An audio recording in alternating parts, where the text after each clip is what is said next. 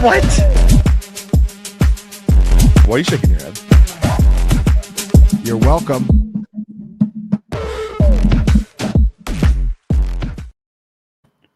Yes, Tuesday night has come again. I wouldn't want to be anywhere else but here on Dynasty Points. We have such a fun show today. We're going to do something we don't normally do. We're going to have more fun than you would expect from people tilting out of our minds over every take possible on the internet. And of course, all of the games that just happened in week 2. Joining me as always, Jacob Sanderson, Ryan Heath, and Lucas Gilbert. We're fired up. We're ready to go. We have comment review. We have the pumpkin spice rookie special. You can normally find this anywhere between September and October. It's like $6.49 if you get it at the right price. If you got a coupon, it works even better. And today we are building the fantasy football pyramid of panic, which I am excited to get into. And then, of course, weekly picks, which I got to tell you, we all got absolutely throttled by Ryan Heath last week. So it's going to be interesting this year. All right, let's kick things off, of course, the only way we know how to. The Dynasty Points comment review. And I have to tell you, not a lot of hurtful comments, which is nice. I like the comments that we got this week. I will say that. From Nolan Hummel, he said, Russ Hanneman scouting report on Kayshon Boutte. This guy fucks. Cannot disagree with you there. Although the target's not as hot in week 2 as I thought they'd be. At Dynasty Duckling says, for the shoe. So a fellow Colts fan. We have at MTRG4DM. Sounds like a Astro droid from Star Wars. He says, I think we should give Braylon Allen some time. He is only 20 years old. Well, got his whole life ahead of him. Maybe he'll get his 6th contract by the time he turns 30, because I don't think he's long for the starting job in New York. I've had enough of Braylon Allen, if I'm being honest. I don't know about you guys. And then, of course, the chat here, as always. I have to tell you, Satoshi posted his question at 11:32 this morning. So I am going to make sure that question gets answered no matter what, even if we don't have a Q&A portion for this program. But before we get into all of that, let's remind everybody what the pumpkin spice rookie special is. Jacob, you talked about this a lot. Ryan, you've been losing it on Twitter today, and those comment sections are insane. I'll say this. My breakdown of the ingredients of this pumpkin spice rookie special is that the edge is still very, very much real. It still very much exists. But Jacob, remind everybody what this is, and then we can get Ryan's Twitter whirlwind out of the way. Yeah, it's a rule that I stated one time, and it ended up being a prophetic one 2 years ago, back when I was in the Bulletproof Discord. Someone asked me after Devon Achane was made a healthy and active if it was time to panic on Devon Achane. And I simply responded, new rule for all rookies. No one is allowed to panic about any rookie's usage until you start craving a pumpkin spice latte. That changes for every person, right? I mean, I guess there's some people who now Starbucks is offering them at the end of August. We live in a capitalist dystopian hellscape. So I guess if you're, trotting your Uggs into a Starbs to grab a PSL on August 31st, you can be panicking 24/7, 365 times 2. But, if you're like me and you wait until there's a little chill in the air, I'm more of an August 1st or October 1st, October 7th type of pumpkin spice craver. I'm still holding out hope for basically any rookie who's being underutilized right now. Be patient, relax. I'll let Ryan take the analytical approach to why. Yeah, so before we get into the analytics of anything, I just want to say pumpkin spice sucks. I hate it. I've never liked pumpkin spice lattes. Oh my God. Thank you. God, Oh my gosh. Go stick that in your pie hole. This coming from the land of Dunkin' Donuts, I don't know. Like, yeah, exactly. In the fucking land. Yeah, I don't drink that either, to be clear. I know that's the craziest part. Guys, I buy actual coffee grounds now. Like I don't like grind my own beans or anything. I haven't really Get there. I have like the reusable like filter thing that I use in the Keurig now. It's lovely. It's such a better cup of coffee. I don't even do pumpkin pie, so like I don't get the pumpkin stuff either. But pumpkin spice for me, no, I can't. It's not for me. Yeah. So, anyways, pumpkin spice sucks, but it's a perfect heuristic, and I love this that Jacob always brings this up every single season. Yeah, you shouldn't panic about rookies because inherently rookies are going to be trusted less by their coaching staffs early in the season. It takes them time to integrate their roles. Veterans are at their freshest, their healthiest, their most efficient in September. And every single year, it seems like we get to September and people are like, oh, these idiots, they fell for it again with all these rookies that they drafted that are not performing, that aren't getting the touches. How stupid of these people. And every October, November, December, we eventually get the last laugh, at least in the aggregate. But I just wanted to share some rookie stats through 2 weeks. I happened to curate this morning because I got mad enough from reading everybody's takes on this on Twitter. Bucky Irving last year through 2 weeks, 5.9 fantasy points per game. Rashee Rice had run 16 total routes through his first 2 career games. Jahmyr Gibbs, 37% snap share, just over 10 fantasy points per game. Devon Achane, healthy scratch in his first game, only 5 snaps in his second game, 5 total snaps through 2 games. Breece Hall, a 36% snap share. Najee Harris was averaging 3.2 yards per carry and not really scoring fantasy points. People did point out that Najee Harris has averaged 3.2 yards per carry his entire career, but that didn't stop him from having a very profitable rookie season for anyone who drafted him. Justin Jefferson through 2 weeks had 6 targets and was playing behind Olabisi Johnson. Nick Chubb, 5 rush attempts through his first 2 career games. Christian McCaffrey was at 2.7 yards per carry through his first 2 career games. People, you need to relax. It is not just that rookies are going to become more involved in their offenses as the season goes on. They're going to adjust to the speed of the NFL more. They are not going to make as many as what people call rookie mistakes, even though every player makes these types of mistakes. They just get better. Players get better. I don't know how else to put it. I've put it 14 different ways in this segment, but don't freak out. It's going to be fine.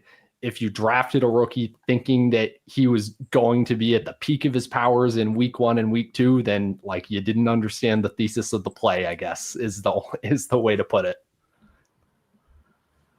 Yeah, we see it constantly, like every single season. Oh, the rookie quarterback isn't. Look, I said we have been spoiled for years with rookie receivers. We have been, right? Jamar Chase, Justin Jefferson, like the last, what is it, Jacob? Like 4 years, we've just been spoiled with rookie receivers and some rookie running backs just busting out immediately.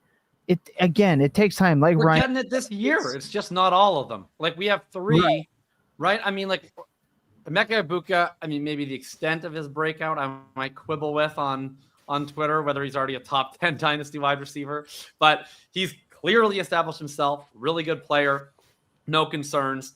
Basically, the only question is, is he going to be at the upper echelon or is he going to exist, somewhere in the one base first camp? We'll find out in time. Tyrone McMillan, to me, looks like he's going to be a round 1 startup pick type of player. Like that was just one of the most impressive games I saw out of a rookie last week. Basically a one-man offense for the Carolina Panthers. And then Tyler Warren has just been completely dominant, like not just from a fantasy standpoint, but as like the focal point of the most surprisingly awesome offense in the NFL. So we're getting good stuff from rookies, not to mention some of the later running backs that popped off. So I think that it's people are focused on the negatives and they're like skipping past even through 2 weeks that we already have like 3 pretty massive rookie breakouts. I'm sure we're going to keep getting more. I remember saying on this podcast, like expecting somebody like Jeanty or Hampton to just come out and have 150 yards each and 2 touchdowns. Like there were unknowns to them. You were betting on their talent, not their week 1 through 2 production. And how can you even argue? Like, how can you even be mad with their usage at that point? We're going to get more into that later, but I think we're focusing on the wrong thing. Once the season kicks off, and we talked about this a lot on this program and how we could take advantage of it, people are going to look at the fantasy points scored and go, I knew it. Like, if you think that way, Hunter Renfrow better be in your starting lineup every week. Like, you're not trading Higgins for Hunter Renfrow straight up right now because you need those points in week 3. You're just not doing that. So don't react as if you're doing that would be my best look at this. Lucas, at least say hi to everybody so they know that you are here. But what do you have for this? You did a study not that long ago that talked about how these players go up in value just by stepping on the field, let alone stepping on the field this early. Yeah, I mean, looking at it, it is just 2 weeks, and we're going to see these wide swings and variance. We already saw in week 1 how no teams were hitting overs. Week 2, it felt like every team was hitting the over, no matter what it was, except for the, prize picks ones that I did. But one team had 29 points on your Broncos' ass. Yeah, they did. They needed a really lucky call Stop to cheating, be bro. able to Stop get cheating, to that. bro. Stop leveraging. Stop leveraging. I wish there was my a gosh. Dolphins fan on this podcast that I could dunk on. That's got to be like the worst feeling of any fan right now. I is don't know if Dolphins I fans. Dolphins want to talk fan? with someone that sad all the time. It'd be like talking with a Oh. Vandy fan up until recently, and now they're just cocky for no good reason. They need to go back into their hole. But that's the college football side. From the We have a rookie Dolphin standpoint, fan in one of my group chats. He hasn't talked in 8 days. someone needs to check There on he him. is. But from the rookie standpoint, yes, like if we're talking about round 1 and 2 players at the running back position, they're going to be just fine with value. Once it gets to round 3, that's whenever you start being a little bit concerned. So right now, yes, we'd love to see a lot more from both of the first round rookie running backs. That would be fantastic because that's why you were drafting them so high, is you thought they were going to be great coming out.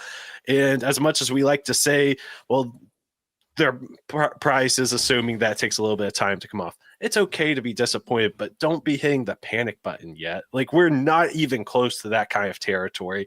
And there's been countless players who had even bad rookie seasons as elite draft picks and were just fine. There's like 2 guys specifically I am hitting the panic button on immediately. But before we get there, we're going to take this quick break. Don't go anywhere.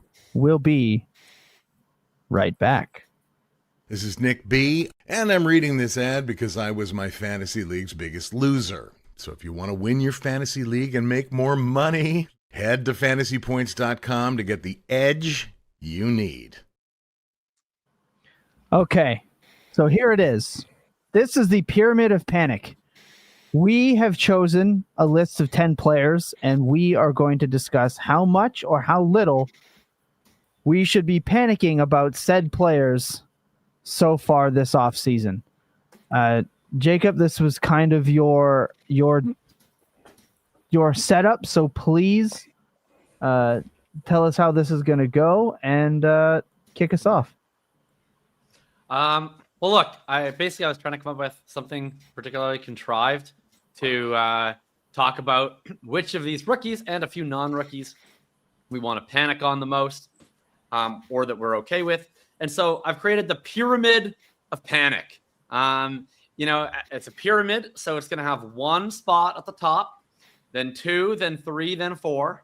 Okay. And so the highest, whoever goes at the top, that's the one we're the most panicked on, getting rid of, no matter what, sell them for 26th, 3rd. Okay, maybe not that aggressive, but that's the idea. The people at the very bottom, we're not panicking at all. We're holding. We're probably even buying low wherever we can. And then maybe some of the guys in the middle, a little bit more price sensitive. So our nominees for the Pyramid of Panic are Tre'Veyon Henderson. Sorry? We said, what a name. Just a wonderful name. Well done, by the way. Appreciate it. I thought this would really hit you with the pro wrestling background. I love it. So Tre'Veyon Henderson, who saw his role really reduced from week 2 after a reasonably encouraging week 1 role. Colston Loveland, who has 2 catches through 2 games. Omarion Hampton, who had basically like the Murphy's Law of games last night. It went from they're never running the ball as a team to he stuffed 3 times the goal line to he fumbles. And then Najee Harris's closeout the win. Travis Hunter, who's only really been able to convert short passes, was playing an increased amount of corner last week. Ashton Jeanty, who has just not had a lot much room to run, was giving up 2-minute drill snaps to Dylan Laube, who hilarious bit that he wears 23. Looks like Christian McCaffrey out there. And then RJ Harvey, who's seen his role remain quite small relative to J.K. Dobbins. Brian Thomas, who doesn't know the football is a contact sport. Ladd McConkey, who has currently been outscored in 2 consecutive games by both Quentin Johnston and Keenan Allen. J.J. McCarthy, who is the worst quarterback I've literally ever seen play in the NFL this side of Kendall Hinton. And A.J. Brown, who plays in a rugby offense. Yeah, I think you pretty much nailed it there. I do want to say to the chat, Sean saying that Tom needs to get uBlock Origin. It's actually me that needs to. I swear to God, this did not happen when I was testing this. I can't install an ad blocker live on the show, so you guys can all be treated to my targeted ads, which apparently my cookies think that I need a probiotic. So hey, look, as somebody that is consuming way too much protein for the average person, I have tricks to help you. If you have needs, you just DM me. I'll let you know how somebody massively into weightlifting handles your probiotic. Tyler hit us with the 5 and a nice 69. So the Pyramid of Panic is incredible. What's the Eiffel Tower of Power Law players? That could be a future episode right there. That is a phenomenal one. Well, when you put the 69 in it, that gets me with a different type of Eiffel Tower in mind, but we'll get back to you on that, Tyler. Armin says Maslow's hierarchy of yeet. You guys, keep it coming. These are phenomenal.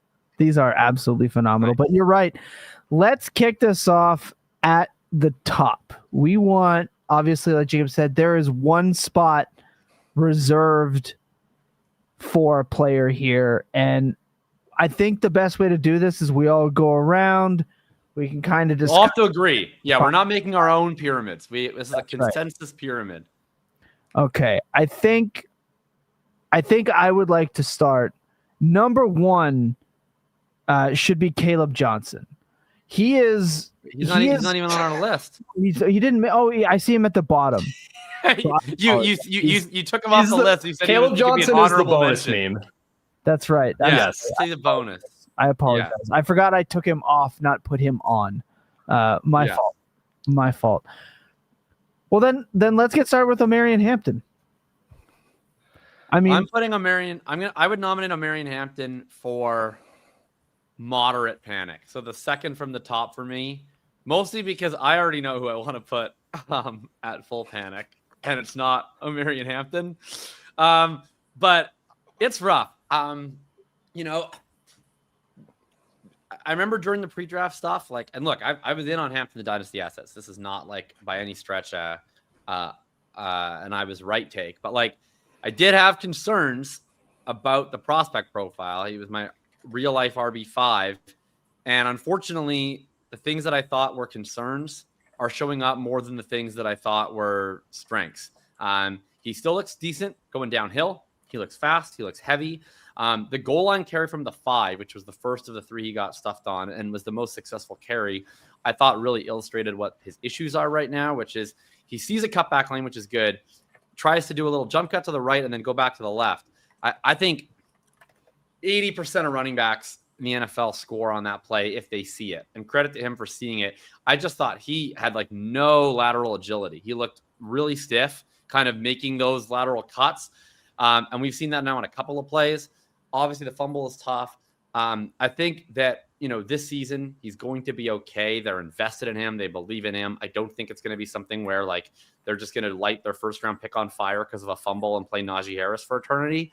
But the hope was, this is a player that would be a featured guy in their offense. Instead, the pass game is being featured, and he doesn't look like he's going to be an efficient enough or impactful enough player, at least in the near term, to demand that he's prioritized to get touches. This is what I'll say on Hampton. Yes, like obviously everything last night was way less than ideal in terms of, is he like an efficient NFL player, plus like, is he going to get touches in the near term? I will say on that point, Harbaugh does not at all seem like the type of coach to bury a young player for making mistakes. And I would cite everything he's ever said about Quentin Johnston as proof of that, which is like throughout last year, he was like going to bat constantly for QJ. Like anytime he would get criticized in the media for one of his several drops, like he is very much like I'm going to take you and we're going to figure this out and we're going to win and we're going to get better type of like positive motivator than some NFL coaches. So I don't know that he's just going to be totally buried. Like I think short term is going to continue to be in a timeshare with Najee Harris. I think he's better than Najee Harris. I also think that this offense has, and I have a similar take with Jeanty here, where we've seen 2 games where I would not be surprised if we look back on their games against the Chiefs and the Raiders and at the end of the season, and we're like, oh yeah, those were 2 of the toughest run defenses that teams face this year. Like these were 2 of the worst matchups for opposing running backs. I went into detail on some of the pass rate over expectation allowed stuff with a bunch of these teams that Hampton and Jeanty have faced. So I don't know. I think Hampton is going to be okay. I think he's going to get volume eventually at some point in the season. I don't think he's going to like rocket ship into top 5 redraft, like top 5 redraft value status at any point. But I do think he's a running back that's going to get touches and score fantasy points this year. Ryan, I briefly gave you my opinion on what's happening with them, and part of the reason why I think their pass rate is so high. It looks like they are simplifying the Greg Roman running offense like beyond anything that I've ever seen him do. This doesn't look like the Greg Roman running attack. This looks like a very basic run forward. Like we know that. I refuse to believe that a system that allowed Gus Edwards to put over 5 yards per carry in multiple years cannot also help Hampton, even though he doesn't have like Lamar Jackson.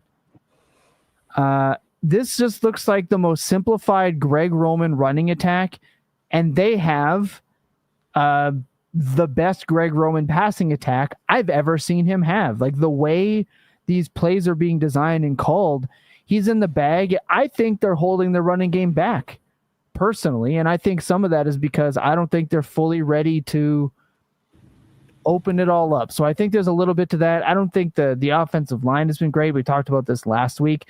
They weren't great against the run again or for the run again this week. So I think there's a lot of factors. I do agree that maybe he's a little stiff, but I don't think the run designs have really helped him out a little or a lot, I should say. So I'm not even in moderate panic for Hampton. I am like no panic with Hampton at all, because it would be the first time a running back failed in this system. And the usage I think has been great. Like he's getting multiple opportunities and made some mistakes. I have no panic with Hampton at all. See, I'm sitting in slight panic, and it's really one sticking point with what Jacob said. It's the fact that we've been seeing some of the same issues in his prospect profile being highlighted by these NFL defenses. I think he's still supremely talented, one of the most athletically gifted backs in the league right now. But he still is not the, and Jacob said he was your number 5 running back in the class. Like, the nuances of playing the running back position is what he tends to struggle with at times, and being able then to excel in the more lateral parts of the game. I think he's going to end up being fine in the long run, but I would have liked to have seen more growth from him as a prospect to him as an NFL player. Again, I just think the way it's being designed, it's not being designed to his strengths. Not yet. I think they're just setting him back there. They have that massive number. The guy they're trying to make, Patrick Ricard, coming in, they run their classic crackback and just straight. Again, I refuse to believe that he can't be at least Gus Edwards in this offense, but with like 300 touches, I cannot subscribe to that. So. All right, so if you're at no panic, I was at moderate. Lucas was at slight. I didn't really hear what Ryan was. It sounded like slight to me, or no. I don't know. Yeah, I'm probably a slight here. Yeah, more of a slight. Sounds like we can all meet. I think that averages out to slight. Yeah. All right. I don't think who's up next. Simon says the great usage is part of the concern. Not at all. Not you. You should be equally concerned with someone like Jeanty, or severely out on somebody like Harvey, or I think the usage is fine in total. If you add everything else together, I think the usage is we want him to have it. Again, the usage has been fine. My issue is it's different priorities. We'll get into the rest of these running backs. The reason I'm more concerned on Hampton to me is, well, first of all, it's relative to sort of expectations. Like I would still rather have him than some of these other guys going forward, but he's the one that's looked bad to me. Anyway, let's talk about Jeanty. You just said his name. I have like less than no panic about Ashton Jeanty, but I'm open-minded to any person who wants to make a panic case on Jeanty. I don't. If you're panicking on Jeanty, donate every single one of your fantasy football teams to somebody that you know as orphans and put it down. Play DFS, because Dynasty's not for you. Yeah, I also have like negative panic on Jeanty. I think the stat I wrote in the Everything Report is that other Raiders RBs are averaging like 1.6 yards per carry. Jeanty's like top 5 in missed tackles forced per touch. He looks pretty good to me. They clearly have just kind of run into, number one, the offense has been more pass heavy than I think anybody expected. Maybe even including Jacob, Mr. Brock Bowers over there. But I don't necessarily think that's going to continue. We just saw Geno Smith toss 3 interceptions. They're playing the biggest run funnel in the NFL, the Commanders, next week. Like I think this one's going to turn around pretty quickly. Yeah, and the usage last week was a little bad. I mean, most of that's pass pro stuff. That's just like, to me, like classic rookie kind of stuff. Like, Ashton Jeanty didn't play in a lot of passing situations last year. Boise State didn't have a lot of passing situations last year because they were too busy handing the ball to Ashton Jeanty every play. It's going to take him a while to learn how to pass protect in the NFL. I don't see that as like any sort of long-term concern. And like the yards per carry stuff sucks. Like if you watch the game last night, I don't see how anybody could have come away not thinking Ashton Jeanty looked sick. Like, were there runs that I thought he did too much on or made too many cuts? Yes. Did he just show off like ridiculous skills, constantly forcing missed tackles, spinning away from dudes? Like, I mean, he had some of the most impressive 4-yard runs I've ever seen. I have no concerns about like Ashton Jeanty being good. I have no concerns they're going to give him a gazillion touches. I don't know if I'm going to be successful in buying low on Ashton Jeanty, but I'm certainly going to be trying this week. So I'm not panicking yet.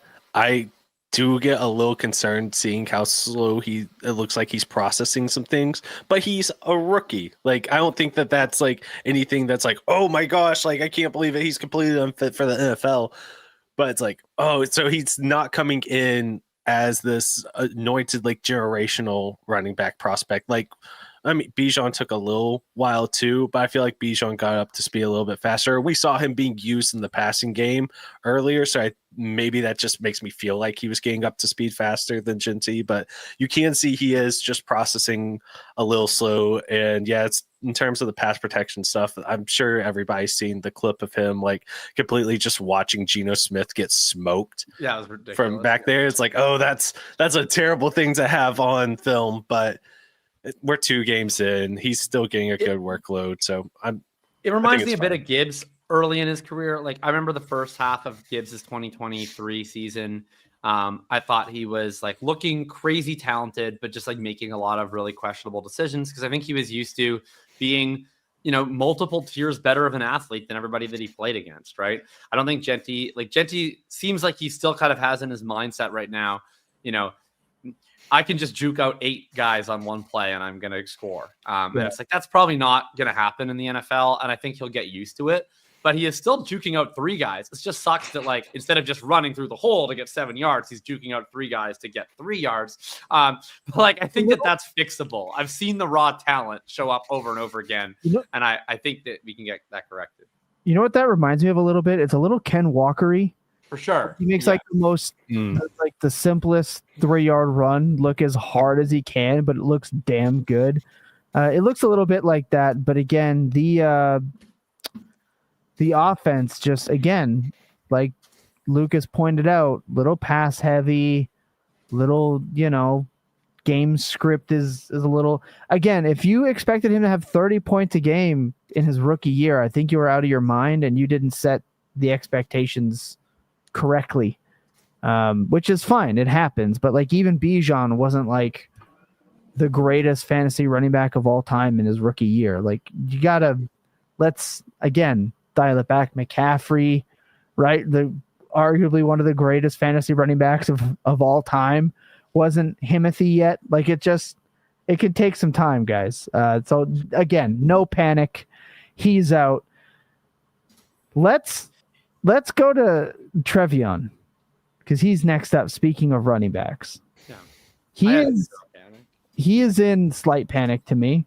Just if he was supposed to come in and make Ramondre out the gate moot. We heard that a lot. That was like the big thing. Mondre's a 0. Mondre's nothing. And he's just here. He's annoying. And he was good. Now, Miami. So, like, Miami makes a lot of people look pretty good. But not panicked in that I think he's bad or he has struggled. Just panicked in how much in his rookie year will he get the opportunity to, like, completely be him. Granted, Mondre's last year his contract, he's probably gonzo, but like it might just take a little longer than everyone hoped. So I'll say slight panic in that regard. I think the difference between me and you is I don't care about the usage stuff.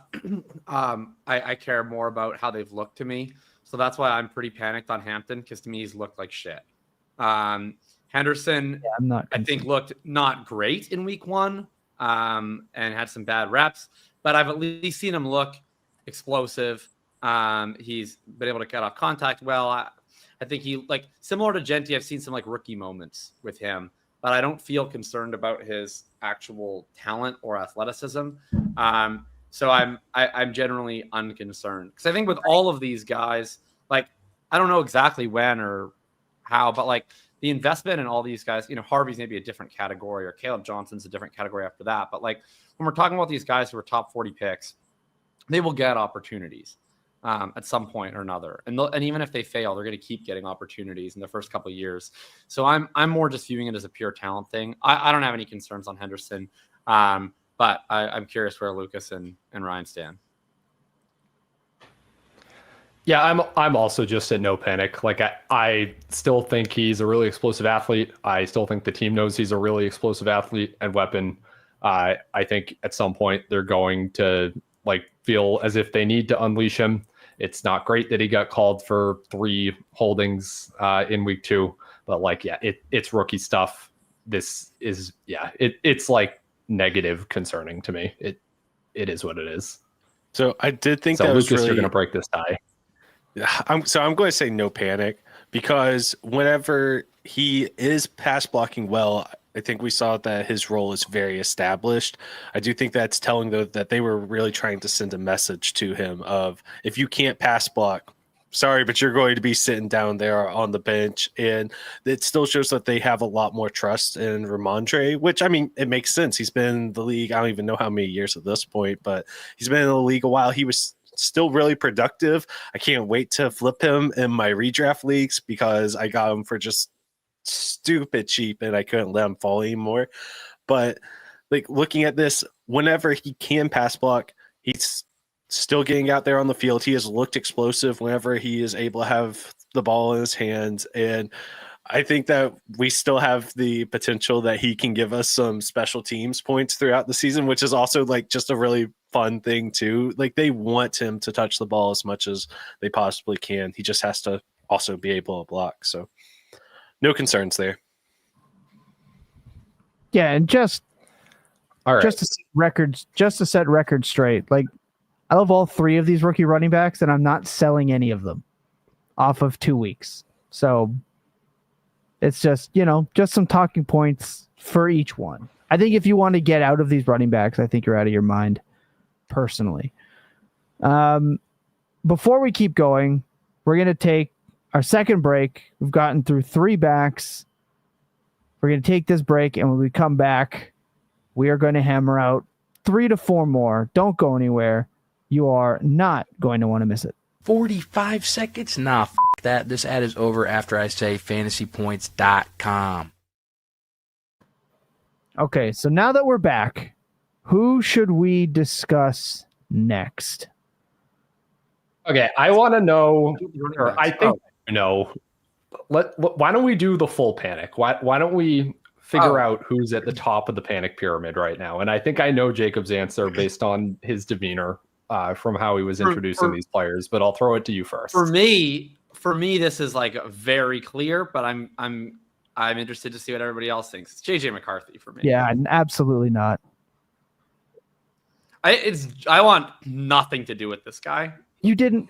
Okay, go ahead. I'm not going to cut you off.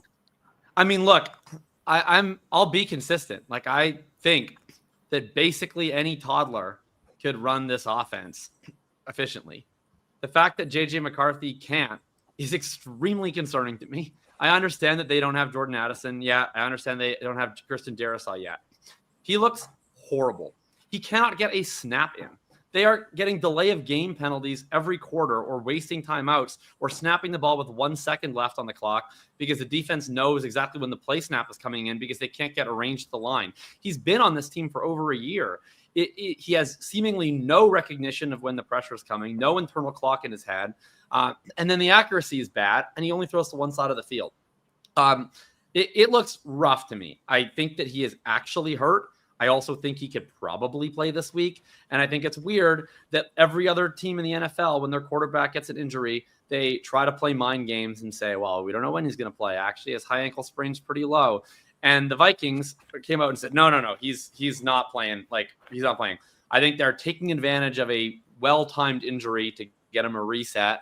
And I think that Carson Wentz is going to come in and play totally fine for the Minnesota Vikings, and they're going to win some games. And it's going to look really awkward in a couple of weeks. Do I think Wentz is going to keep the job all year? No. I think that McCarthy will have his opportunities. But I think that the Vikings, at the end of the day, have a really good roster, and they know that they can be competitive with not that great of a quarterback. And I don't know, maybe I'm just scarred after the Trey Lance situation and the Anthony Richardson situation, but I'm deeply concerned on the JJ McCarthy stuff. And whether I can get anything for him of value to sell off a couple shares, I don't know. So I haven't sold one yet. I've been busy writing and working.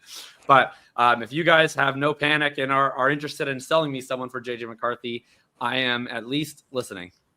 Yeah, I think this is just classic quarterback shenanigans that people are overreacting to. Like I have, again, no concern. First game is a primetime game against a defense that absolutely let him have it, a complicated defense.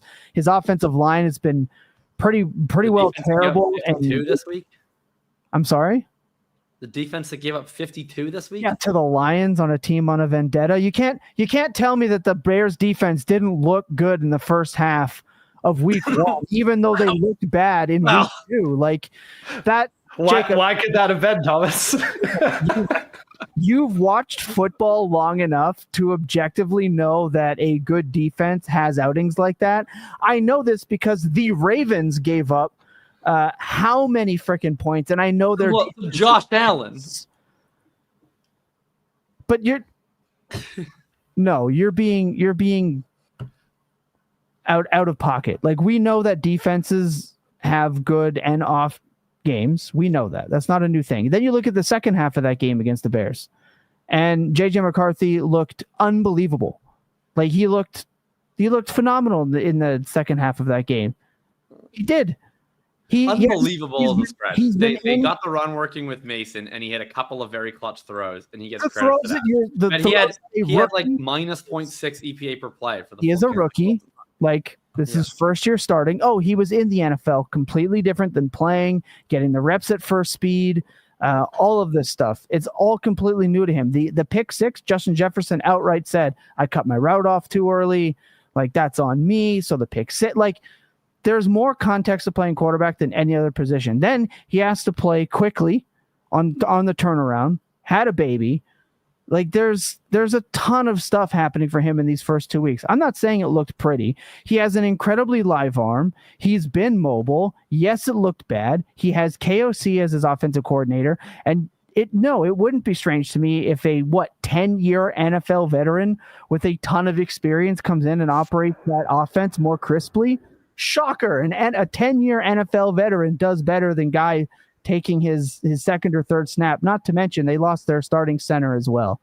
I think the JJ McCarthy thing, if you already had any doubt at all, I completely understand you wanting to like pull the plug already. Well, I think it was fair to have doubt in the prospect profile. He was a black box. I mean, I don't think that I have faith in the situation. I don't think like JJ McCarthy as a prospect to me is like a who fucking knows. Like, he played in this run heavy offense. He was super young. I don't think that there was like enough information to feel that convicted about him one way or the other. I think it's weird how high people were. I certainly was not one of the people that was like, this guy's going to be a bust. I just was like, I don't fucking know. If he was on another team, I probably would have been pretty bearish on him. On the Vikings, I was pretty interested. I obviously still see the upside, but yeah, he's a guy to me where it looked like a boom bust prospect. And I guess it depends on how much you view him as a rookie. Like, I view him a little bit as a rookie, but he's still been in the system for a full year. I would have just hoped to see him hit the ground running a lot more than he has. He's looked like the worst quarterback in the NFL. That's like not a crazy statement. I said this with Guru on Wednesdays. On the last couple Wednesdays, I believe, when Guru was on the show too, it was that I wouldn't be surprised if he started out incredibly slow. I even said it myself. That's why I'm not panicked. If he comes out and he starts off slow, multiple primetime games, etc., missing Jordan Addison, Hawkinson looks like garbage, no left tackle, the offensive line looks haggard already. I'm not surprised by this at all. I'll say I don't have no panic, like maybe slight panic, sure, but I said 8 weeks is what I said with the Guru himself. I said give me 8 weeks of him playing and 6 to 8 weeks in Dynasty for this guy to even look remotely bad.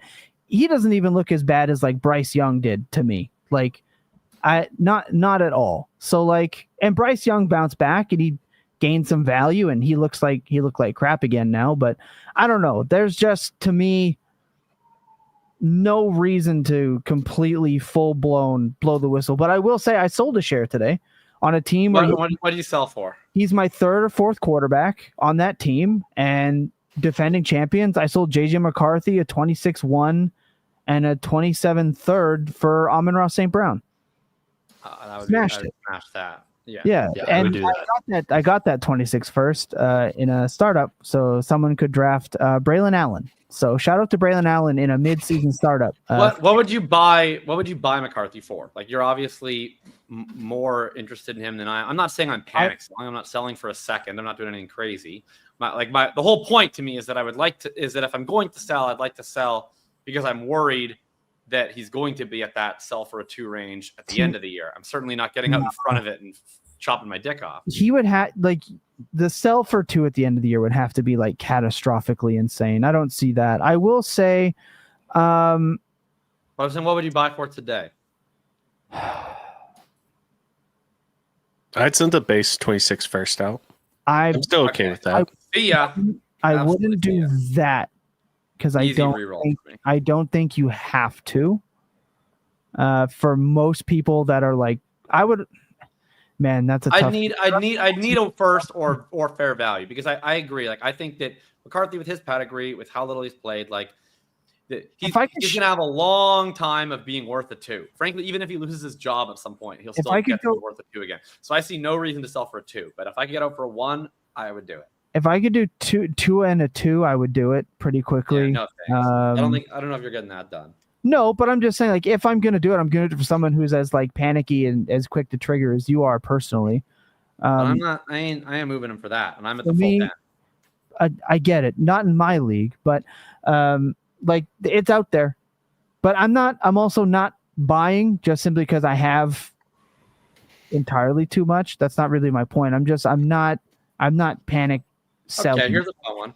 Daniel Jones in a second or JJ McCarthy? Yeah, we just take JJ McCarthy. I'm taking JJ McCarthy there. JJ. Yeah. Daniel Jones in a second. Yeah. Oh God, Jacob. You can be trusted for Yeah, sure. Jacob. So Jacob's just gonna be like, we don't have a quarterback anymore. Bring on Anthony Richardson. What's taking the coaches? We're going to the moon, buddy. We're going. Yeah, To the moon. 5. You can't be trusted at all. my biggest issue with McCarthy is that this system is supposed to set quarterbacks up for success. I don't think he should have as many issues getting play calls in as he is, like Jacob was alluding to. Whenever your offensive line is struggling, the last thing you want to do is be snapping the ball with 1 second left on the play clock, especially whenever, at least for the Falcons, all of their edge rushers are basically speed rushers and they get to jump the snap because they know when you're going to snap it. Like, you're just setting yourself up to have a terrible day, and that shouldn't be happening in year 2 of the NFL. Even if you were out your whole rookie season,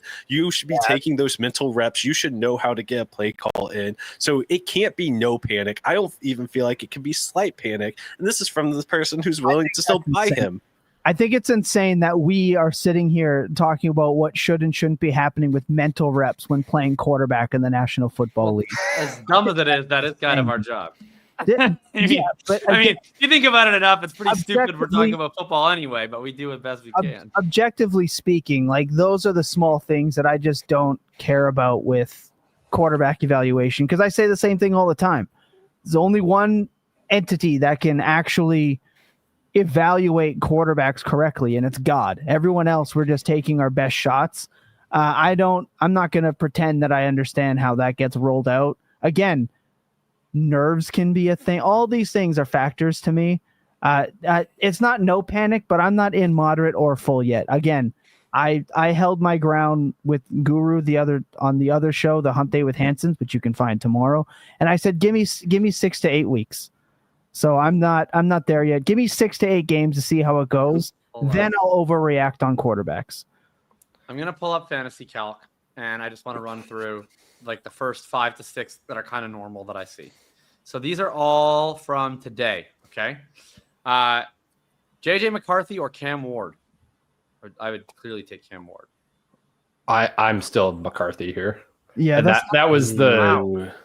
I I'll might put do it in Cam because Ward. this was kind of, I would add a 2. I would do McCarthy and a 2 for Ward. That's insane to me. Absolutely Okay. insane. Cam Ward looked like dog shit himself in week 1. Like, He's what a rookie. Oh my! He's a is true JJ Playing rookie. in the hell. Yeah. He's a rookie So playing on a dog shit team. I can't with that. I can't with that. This is kind of my take and why I would say I'm pulling down from full panic to moderate and trying to be responsible here.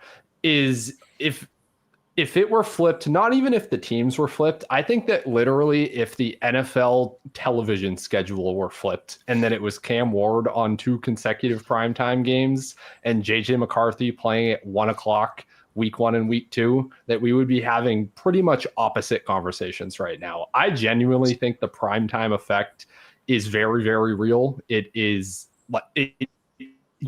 just creates so much of the narrative that I just want to like lean against that. And I would also consider McCarthy like much more of a rookie. It's his first 2 NFL starts. I believe in the situation like as much as Jacob. It is definitely concerning to me that he doesn't immediately look awesome in it like kind of every other quarterback has. I guess if you want to create more, like jump more on this side of the argument, never before has Kevin O'Connell sounded so like has he been so convicted in wanting to establish the run until he was faced with using JJ McCarthy. That is maybe the most concerning thing swirling in my mind that keeps me at some level of panic. But yeah, the upside is still very much here. I think it's here more than it is with Cam Ward probably. So yeah, I'll take McCarthy straight up over Ward. And I guess we're all over the place, but I think moderate is kind of where we all land on average. I will allow it, but again, who's going to get into full then? Okay, I will make the case for full. I am full panicking on AJ Brown. Yep, thank you. That's mine too. Oh wow. Okay, AJ Brown. Do I think he is suddenly not a good NFL player? No.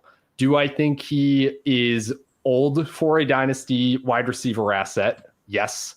Do I think that he's going to score that many fantasy points this year? No, based on what this Eagles offense has shown they want to do. They want to continue to run the ball as much as humanly possible. Jalen Hurts is averaging like 4 yards per attempt less than the QB that went up against the other QB that went up against each defense that he has faced. I think it's a play calling downgrade from Kellen Moore to Kevin Patullo. Yeah, this is very concerning to me. I think AJ Brown is going to average like 13 or 14 fantasy points per game this year. And I think he's going to be like a round 7 startup pick next year. And that's not good. That's no bueno when you were paying like round 3 prices for him. I mean, maybe he's like a round 8, round 9, like Devontae Adams, Mike Evans startup valuation next year. That honestly, that might be even more realistic. So that's why I'm at full panic from the like perspective of a dynasty asset. He was my pick when we did like, players that'll fall the most. It was AJ Brown. Now look, hamstring, right? Preseason, that was a thing. Dealing with injuries. The problem with the Eagles offense is they just like don't give a shit about being flashy. Like they've almost hit the Kansas. Give a shit about trying. Well, that's like, playing football. They've hit the Kansas City. They're an embarrassment to the sport. I get a lot of heat for saying that the tush push is like the most boring play in football. Jalen Hurts fucking sucks, and I'm so tired of people telling me that this guy is good. Like, give me a break. Play quarterback. Literally, just play quarterback. It is incomprehensible to watch this team. Well, I'll get through my point, and then Jacob can do his because he seems like he has quite a bit on it. I just want to say this: like I just hate Jalen Hurts. The way I feel about the Eagles is that they play to make sure that they can run the tush push and keep the drive going like that. And I got flack for saying like he's in an offense that fantasy managers like hate seeing him in. And they're like, oh, he had 1,400 yards. Sure. Right. He did. But how many times in those games are like, how many balls does AJ Brown have? Like, whoa, that's crazy. How many catches does AJ Brown have? It's like, yeah, we always want more with him. And we're already kind of seeing that the offense is built to win, not built to be exciting. And it works. It's good for them. They're great at what they do. Is he going to have blowout games? Absolutely. But I'm also in full blown panic in terms of him as being like even an upper tier dynasty asset, let alone an elite dynasty asset. But he's not an elite dynasty asset. But I don't think he like how is a 28-year-old wide receiver ever going to be an elite dynasty asset? I guess I'm not panicking because I'm like this was bound to happen at some point. And it just kind of sucks to get stuck with the bag, but it kind of is what it is. And I think at this point with AJ Brown, you're just hoping that he gets onto a different team next year. Which he's being drafted ahead of Ted McMillan. I would call that a pretty elite dynasty. Well, yeah, that was dumb. Yeah, like, that's not. I'm just saying with what people were doing and how it applies to making him an upper tier to elite dynasty asset. For us, he was a no bueno. I'm just saying in generally speaking. Yeah, I get it. Yeah, it's definitely just it's tough.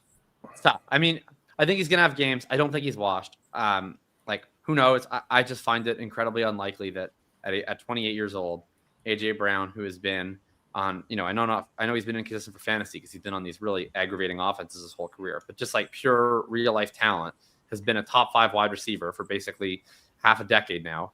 I don't think that he woke up one day and just became washed of football. I think that if he were, what we would be seeing is that Devonta Smith would be alphaing him, but what instead we're seeing is Devonta Smith is equally useless. So it's just an offensive environment issue, right? So do I think that there is much hope for that to be rectified for the rest of this year? Yes, in the sense that I don't think he's not going to be this bad all year. No, in the sense of if I was redrafting right now, I don't think I'd have him as like a top 15 or top 20 wide receiver rest of the season. So that stinks. I think the hope is if you have AJ at this point, I don't know if you can sell on name value. Hopefully he has a spike week and then you can sell on that. I think is probably the plan. And if not, then you just hope that he goes to one of the other 31 NFL franchises that tries to play football every week instead of winning a math equation. Oh my God, that's visceral. Yeah, look, I don't even blame the Eagles for it. I blame them because it's aggravating to watch. To me, it's like an unwatchable product what they put on the field. It's literally they're just playing math. It's like they know that they can get 1 to 2 yards whenever they want. And so their whole offense is geared around, let's just get this to 3rd and 3, because when we get to 3rd and 3, then we get a new set of downs, and they just get to bludgeon teams over and over again, and they get to keep the clock rolling. And it's unwatchable football. But I understand how that would be what you would do if you could run this bullshit play and have your guards false start every single time and no one ever calls it because you're the Eagles. So I don't blame them, but it makes football worse that we allow them to do this. It wastes Brown, it wastes Smith, it wastes Barkley, it wastes everything except for Hurts getting his ass pushed for a couple yards and apparently being a top 5 quarterback because he wins, baby. I will say they can start Chris Streveler. They would be the same team. We don't. Oh my! I love this. We don't have him on here, but I was talking with Buck about this before we did Market Report the other day, and I got to say, Devonta Smith is the most annoying fantasy asset to roster, in my opinion. He's so good, and out of nowhere, he'll have just insane games. And he's a young asset with a nice contract on a good team. And it just I don't want him anymore. I'm sick of him. And you can't trade him to anybody for anything most of the time. I'm just sick of this guy. So he gets included right up there with AJ Brown to me, just for a different way. But I'm 90% with Jacob on this Eagles thing. It's frustrating, and I get it. Someone's going to be like, they win, bro, get over it. Every other team can run. Great. I'm glad the Ravens don't run this play. It is the most boring play in football. Second is the goal line fade. I think that play is useless and it's boring. And what's frustrating is that play also hurts the team running it. Yeah. Whereas the tush push, it's so hard. It's hard for me to blame the Eagles for doing what they're doing because they are successful doing it. Now, I'll say, last year, their offense was really inconsistent, but at least in their playoff run, it did feature parts of real offense around the bullshit. And this year looks like 2023 again. Steichen designed a real offense around Jalen Hurts. Kellen Moore designed a real offense around Jalen Hurts. I don't know why they keep doing these internal hires, but this offense is just garbage. And it's kind of like 2023 where all they can do is the most kind of bullshit parts of the Eagles experience, but without any of the fun parts. And so it just becomes this dumb math game. Someone said, and this is actually very fair because I am a fan of them. Someone said the Eagles are the Celtics of the NFL. They're it's literally, they've interchanged these years where there's been times that the Celtics are an analytics hack that is also good. And then they've also had years where they're just the analytics hack and there's nothing joyful under the surface. And that was like last year's team where it was like, we aren't really good at basketball. We don't play defense particularly well, but we just chuck 65 threes and play math games for 3 hours. And that's like kind of what the Eagles are doing the equivalent of in football. And it's infuriating if you roster one of them. So I get the full panic on AJ Brown. Yeah. All right. So that's our number one. Last break, hopefully. And then when we come back, we're going to finish the pyramid of panic. Sit tight. Don't go anywhere. 45 seconds? Nah, that. This ad is over after I say fantasypoints.com.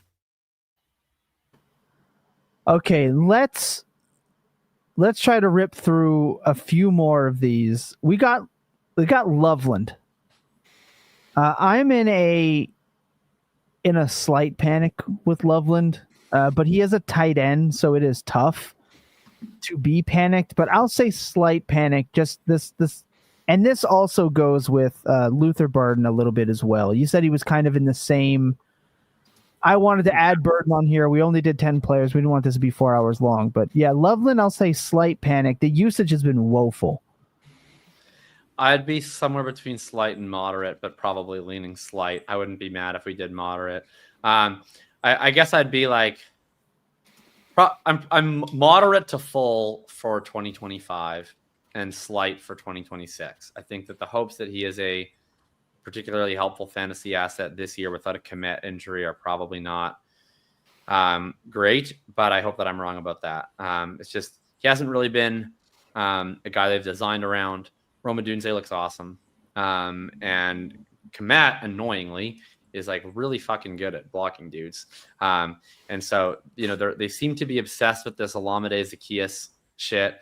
I think that eventually becomes the Luther Burden role. But like just watching this offense the last 2 weeks, they seem to be scheming up so much stuff for this F wide receiver position and specifically out of a slot alignment that it's just hard to see how they sort of transition from that into this 12 personnel team, specifically because Rome is not going to play that role and he looks like the best player on their team. So he's got to stay.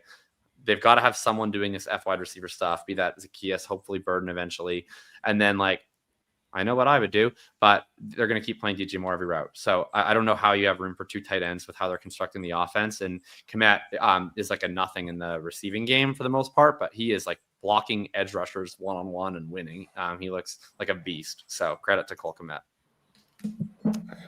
Yeah. So I'm gonna go slight here. I think maybe if you give me one more week, I might bump up to like moderate / it's over for 2025. Ben Johnson. So first I'll say like the Bears have lost both of their games. Like we could see, I wouldn't be that shocked to see a total like turnaround in terms of how they're approaching their offense. Right. And not that their offense has been like the entire problem for losing these games, but that 2-3 weeks into an NFL season, Ben Johnson decides he wants to do something entirely different. Wouldn't completely shock me. Also, kind of to that point, there was that quote from him today where he was basically saying that he was not impressed with the effort of certain players, both like in practice and what happens when the ball is not going to them on the play. And he said he had talked about it before. I won't pretend that I've been watching every single play of the Bears all 22. I can only assume he's talking about DJ Moore. That would I'll put my hand up just because I want to be clear, because I'm the DJ Moore hater. I have not watched more than like 10 plays of week 2 Bears all 22. So I have no comment on that. I'll say that in the little bit that I watched it in week 1, I couldn't say I'm a Moore fan. I haven't seen any of the egregious bullshit that was on the film all of last year. Seems like he is trying to me, but I'm not sure what he's like in practice. Yeah, I think everyone else can comfortably say that they don't see DJ Moore that way, that he is just taking reps off and lackadaisical. Somebody said they wanted DJ Moore in the pyramid of panic. Yeah, you should be. It looks, again, Rome looks like that guy there for now. We'll see what happens when the offense is like not playing from behind constantly and work the rookies in. But for now, he looks like more stuff looks so forced to me. Like it's like this isn't a comment on his effort, but it's just how the offense is functioning. Like Rome just seems like the number one, and then they do all of this sort of third down zone beater bunch formation stuff for the F wide receiver, be that Zacchaeus or hopefully Burden eventually. And then it's like, I don't know, every time that DJ Moore gets a target, with exception of like maybe 2, there was like a really nice in-route crosser that he got in week 2. There was that nice corner route in week 1. All his other touches to me just feel very much like, right, we got to get DJ Moore a touch. Let's throw him a bubble screen. It's like, I don't know. It just feels like it takes them out of the flow of the offense, and it feels very much like, okay, that's your touch, DJ. Like, now we're going to go back to running our offense. Yeah. So yeah, I guess like in conclusion, I'm on slight for London or for Loveland, excuse me, but maybe like 2 weeks from now. Craig, can you tell us if this is redraft or dynasty, please? This has got to be a redraft thing. That would be insane. So I will say with Loveland, because this is a dynasty show. Your league. Because this is a dynasty show, I have no panic for Loveland right now. We've seen time and time again, and we've gotten really lucky because we had Kyle Pitts' amazing rookie season, and then he's less down since then. Then we had Sam Laporte come in, have an amazing rookie season, and then banged up last year. Then we have Brock Bowers come in, have an amazing rookie season, and they kind of reset how we look at the tight end market. But all the years before that, tight ends weren't really productive as rookies. Maybe we can look at that and say, well, Colston Loveland's not a generational tight end prospect.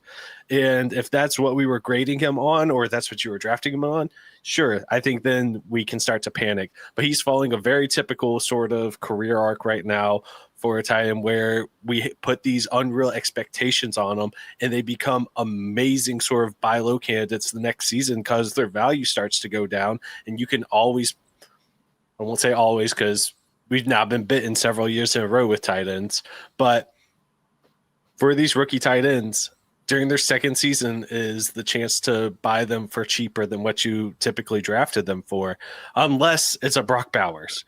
So I'm not in the panic yet. I don't think, like, if this is solely 2025, yes, I am panicking that he's going to be supportive to your roster, but I'm not panicking for him as a prospect. Yeah, I don't know. The tight ends that get drafted this like insanely high. Like, I mean, Kincaid, Laporta were both, highly valuable assets. And I don't know. It's just a couple weeks, so I agree. That's why I'm in like slight. I was hoping to see something, but it's nothing. Like him and Burden, it doesn't even look like they have a role on the team right now. Like it's very, very weird. Again, like forced, like Jacob said, a little forcing with the veterans. And it's a very odd scenario. It's discombobulated. It looks, again, I'll talk about, like, I think Kaleb also looks just like completely lost at times as well. It's just one of those things. The whole offense looks better than. No, he looks lost out there. He looks okay. I said this with Andy. He looks like every time he gets hit in the pocket, he looks like a toddler that got hit with a dodgeball or something. Just the way his body like awkwardly contorts and falls over. It's super weird to me. But yeah, our film guys have said he's looked woeful. So it's like, I have very low expectations for Kaleb, so maybe that's why he's surpassing them. But he did look like he was running an NFL offense for like 2 drives in the first game. Like that, I agree. He exceeded my expectations there a little bit. Yeah. You got to remember, like everybody else, I feel like is based on their draft prices. Like a lot of people's expectations for the Bears were like they were going to be good. My expectations for the Bears were they were going to be an absolute disaster. So as far as I'm concerned, their offense actually looks better than I've expected it to through 2 games. So we'll see how it goes. I'll note they have a week 5 bye. So this might be like kind of an extended preseason for them where they're relying on the veterans a little bit more. And then maybe after the week 5 bye is when they start to scale up Loveland and Burden. It's encouraging to me, at least, if you want the cope for both of these guys, that they're both getting sidelined in the offense right now. Because it's not like one of them is just immediately smashing and the other one is being held back. It speaks to a more systemic sort of Ben Johnson-y thing.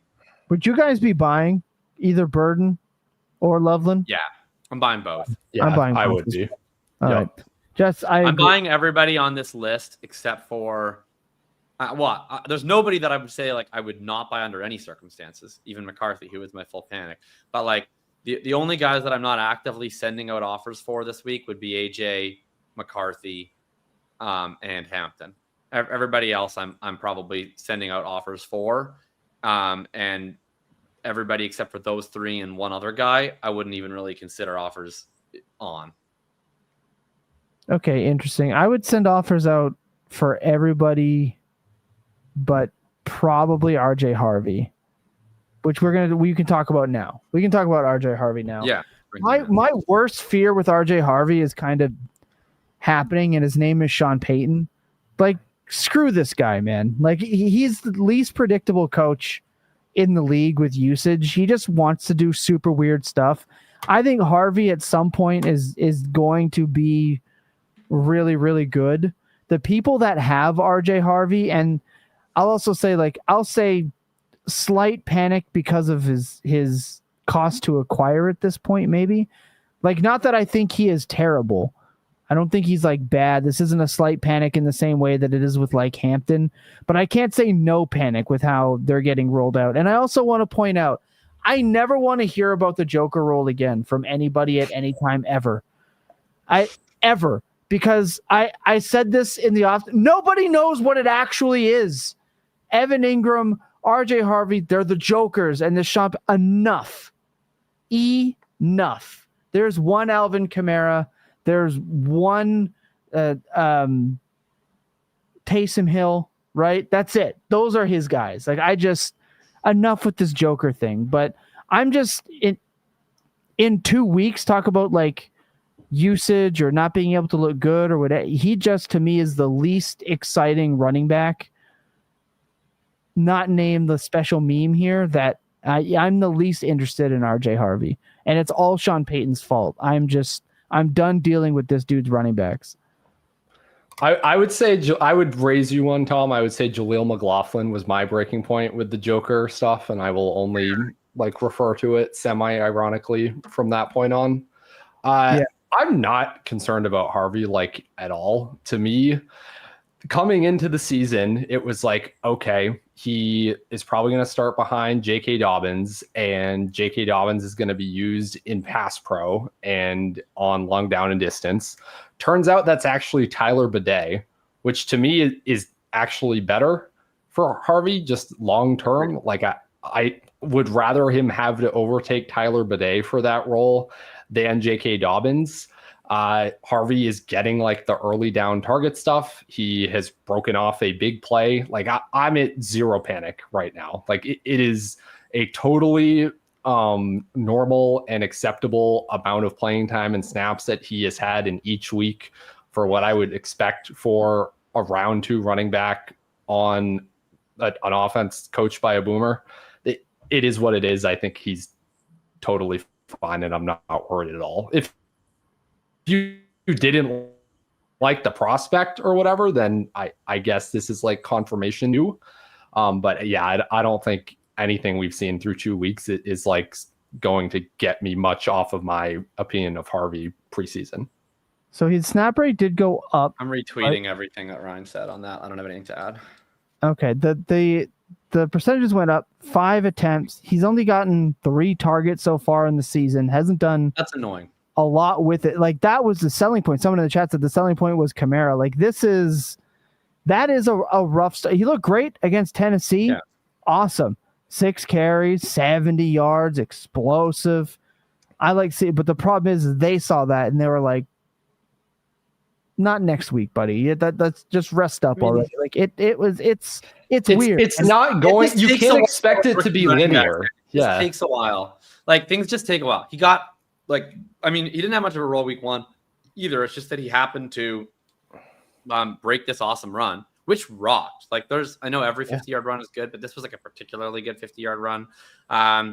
And, he didn't get any chances to do anything against the Colts. I didn't think he did anything bad. It's just when you don't have that many opportunities, then you're going to, have weeks where there's something available to you and you only have like 5 chances to touch the ball. It's not great. I'm not starting him right now. I wish his role was better. I guess the one thing that I'm disappointed on, like his like snap rate is basically what I projected his snap rate to be. The only thing that like bothers me right now is that they're they're designing the schemed up short area targets on early downs that I thought Harvey would have a good chance to get for Troy Franklin seemingly instead, which is interesting. And Franklin was good at it this week. So that's a little tilting. But outside of that, I'd be on no panic. I'd be fine with slight panic, but I guess of the 3 guys left, there's only one that I have no panic for. So for me personally, I would rather have Harvey and no panic because I don't know what other 2 of them to put in no panic. So if the selling point was Kamara and it takes a while, it's like 6 targets, 7 targets, 5 targets, 10 targets in Alvin Kamara's rookie season. So people that were drafting with that Worth noting though, he had 1 carry in week 2 of his rookie season. Sure. But where are the targets then? He didn't have a lot of carries at all. 7, 1, 2, 5. And even after the break, he only had 10, 3 or 4 times. I get it. But if the selling point is targets and we're talking about design targets for Bidet, then yeah, I think if you had a slight panic on Harvey, I think that it would be warranted if your expectations were that role in this offense. Granted, their offense also has not looked phenomenal. So yeah, that offensive line has looked so bad for all the continuity and all the talk that, I think they were rated as PFF's number 2 offensive line last season or something like that. Bring everybody back. They have not looked good at all. And it's showing the worst of Bo Nix too. He's been fine through 2 weeks. I don't want to say Bo Nix has been bad, but we're seeing Bo Nix, I think, whenever he's at his most uncomfortable. So I don't want to judge RJ Harvey too poorly. What does concern me is he's already 25 and he's not immediately taking that role. I'm in slight panic instead of no panic, just personally. So I have an eyebrow raised to him. I think we will be fine, but if by week 6 we're seeing a similar workload, then I'm full on panicking. Yeah, again, Okay. that's why I lean. That's why I would understand a slight panic. I'm fine with no. I'm fine with it based on it. Slight, but then I don't know who we're putting into no. But let's put him at slight. We can always move these around. Okay, we got 3 days. Yeah, we might have to re-rank. Yeah, let's hustle. We can re-rank at the end. McConkey is the one of these that I have no panic on personally. The Chargers massive pass rate. Their offense looks good. Herbert looks great. Ladd McConkey's good. I think it's just going to be a matter of time until it's his time to be the one who finds the end zone. I think anything, his situation, his outlook, going into the year, everybody was like, what if they don't pass enough? They're clearly going to pass enough. They're passing more than anyone could have possibly dreamed. If you want to tell me that he's not going to outscore Keenan Allen and Quentin Johnson for the rest of his career, I guess I just disagree with you, but I'm buying Ladd. Yeah, I'm in the same exact spot. I think I didn't double check this stat, but Jacob Gibbs was tweeting today that his target share through 2 games is actually higher than his target share was across the full season last year, which is hilarious to me. So I'm chilling with Ladd as well. It's random touchdowns, right? Quentin Johnson's basically a tight end, in the red zone, because they're not targeting their tight ends that often. And then if you don't cover Quentin Johnson, we know that he can score long touchdowns. So I think you're right. No panic. If you're panicking on Ladd McConkey, invite me to the league. Next. The 2 Jags wide receivers. One wide receiver and one half a wide receiver. I would be. So obviously from who would I rather have in Dynasty question straight up, my answer would be Thomas. But who am I panicking on more in terms of relative to their expectations coming into the season, what their asset class was? This is just maybe me being a complete boomer, but I'm moderately panicked on Brian Thomas. I was just disgusted. Tom, you're the normal person or boomer. Were you fine with the effort on Sunday? So what are we doing here? Came out that he was hurt going in. One, I think he has. Well, I think he's having. Could you just let me finish? Okay, I'll finish. So that was said by Cohen on that, addressing the effort outright. I think he has PTSD flashbacks of Trevor Lawrence throwing him a hospital ball in the preseason. And yeah, you don't like to see drops and stuff like that, but like we watched one of the best rookie seasons. Now, I made a ton of jokes personally about how he's going to wish he had Mac Jones, and I think that's still funny, but I think it's slightly scary that with someone not named Trevor Lawrence, we saw the upside. I'm not worried about Brian Thomas Jr. outside of the fact that Trevor Lawrence, and Jacob, you can earmuffs if you want, Trevor Lawrence is fucking dog shit. He's terrible. He's woefully awful. And if you are going to defend Trevor Lawrence, I can't. I don't know what else you need. That dude misses so many wide open throws. Wide open. He sold our boy Travis Hunter with an underthrow. That was an insane pick, by the way, with one hand. Yeah. But like it's constantly with this guy, and it used to be his guy. Fine in week 2. He played terrible in week 1. He played completely fine in week 2. He missed the reaction to that game is insane. He had 275 and 3. He would have thrown 5 touchdowns if BTJ and Diami could catch. Like the one pick was completely Thomas's fault. Like he didn't play great. He missed throws. He's not a great quarterback.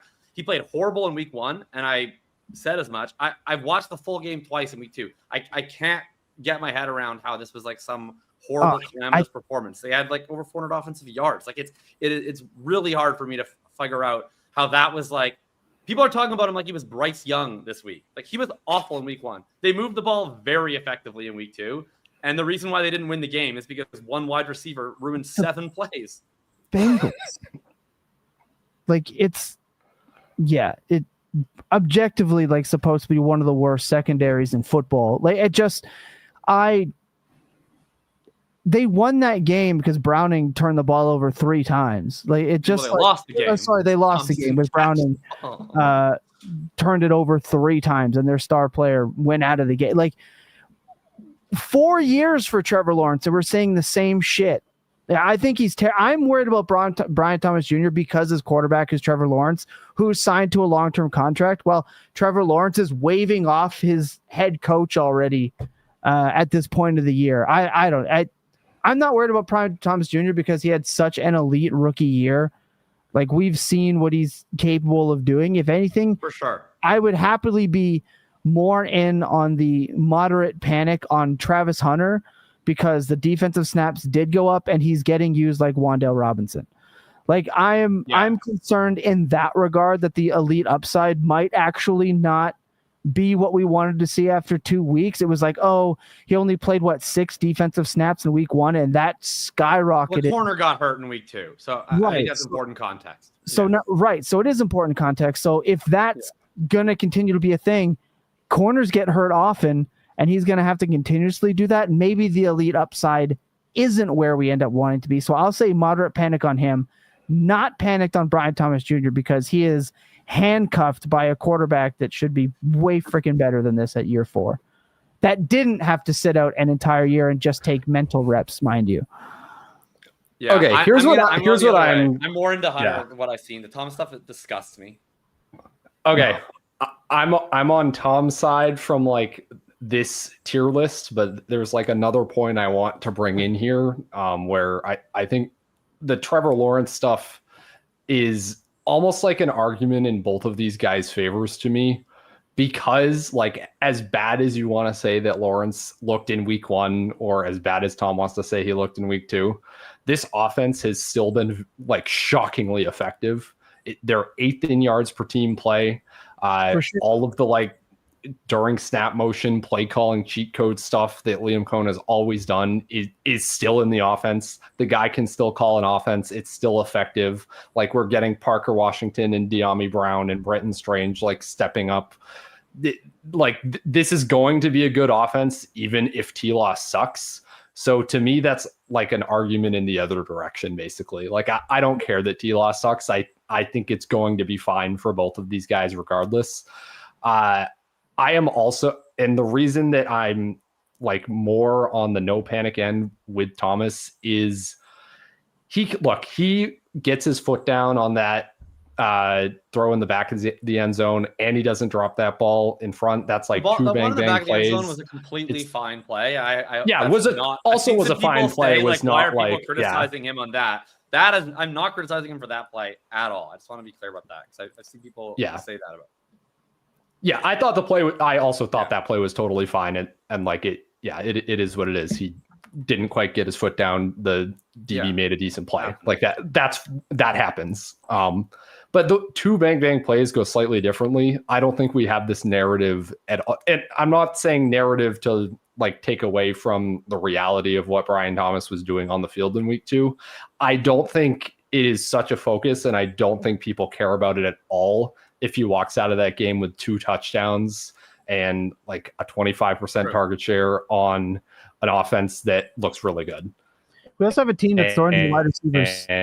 And I think even if like the Cone, I think even if the Liam Cone experiment in Jacksonville ends up turning south and he like can't get these guys like rallied around the locker room or whatever, I think Brian Thomas Jr. as a player, as a dynasty asset, survives that implosion of the Jaguars. He is a really good player. He will catch on and be productive in some regime on some team at some point in his NFL career. So I'm like zero panic there. Hunter, like you guys covered it decently well. Like it's just game to game. Is he going to play enough snaps if a DB gets hurt? I kind of take issue with the Wan'Dale Robinson like role being used as a pejorative. Like this was also the Chris Godwin role where he was averaging 20 fantasy points per game. Like I know it's not like, yes, it's been all dot stuff. He hasn't broken loose on any screens or anything, but like it's kind of what you wanted from Hunter. Yeah. So I would also be like a slight panic on him, and my vote would be they haven't connected on the downfield stuff. Like he had 2 downfield targets in week 1 that Lawrence missed him horribly on. See, I can criticize Trevor Lawrence. And then he had the end zone target that Lawrence missed him on, and then he had the other one that he was never even open. I don't know why the hell Lawrence threw it, but the one that was almost an interception in week 2 off the tip drill. So he's gotten more downfield usage than I think it looks like. It's just that all the downfield shots have been incomplete, and he's only caught the short stuff. His usage to me is like totally fine. He's at 26% targets per out run. The defense stuff is super tilting. And it was definitely concerning that in the second half, as he became a full-time defensive player out of necessity due to the injury, that he wasn't able to replicate the same offensive role that he'd had until he became a full defensive player. So I'm definitely not no panic, but I think I just think people have Travis Hunter derangement syndrome. I think they have Trevor Lawrence derangement syndrome. I can acknowledge that Trevor Lawrence is not like some elite great quarterback. I think that the way people talk about him is insane. Like I don't understand how people are talking about him like he put up like the worst quarterback performance on earth. They had 26.5 points per game through 2 weeks. Like it's fine. With Thomas, I have my issues with how he played this week, but I agree. Like he is an elite player or at least a potentially elite player, was an elite rookie season. And I have hope that the talent will just shine through.